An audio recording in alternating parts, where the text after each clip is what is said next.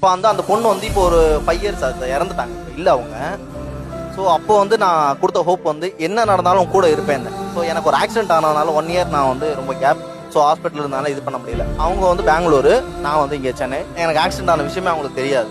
So நான் வரலங்கிற ஒரு ரீசன்காண்டியே அவங்க வந்து சூசைட் பண்ணிட்டாங்க. சூசைட் பண்ணுறதுக்கு முதல் நாள் வந்து என் பேரை தான் டேட்டோ கொடுத்தாங்க, நெஞ்சில் டேட்டோ குத்திட்டு. ஸோ வந்து அவங்க ஃப்ரெண்டு கிட்ட சொல்லிட்டு தான் சூசைட் பண்ணியிருக்காங்க.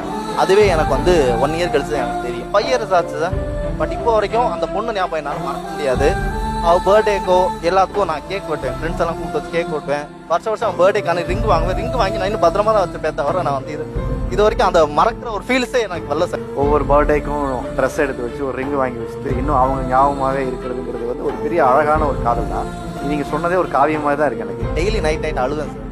நான் வருவேன்னு ஒருத்தி நம்பி இருந்தா, ஆனால் நான் என்னால் போக முடியலையே அப்படிங்கிற ஒரு சுச்சுவேஷன் நினச்சி ரொம்ப அழுவேன் சார். நான் ஒரு நல்ல மனிதனுக்கு மட்டும்தான் அந்த குற்ற உணர்ச்சிங்கிறது இருந்துகிட்டே இருக்கும். இப்போ பேசுறது கூட அவங்க எங்கேயாச்சும் நின்று பார்ப்பாங்களான்னு கூட தான் சார் நான் யோசிக்கிறேன். இப்பெல்லாம் நான் ஒரு விஷயம் அந்த ஒரு பேர் சொல்லணும், ஒரு பொண்ணுகிட்ட நான் பேசணும்னு நினைச்சாலே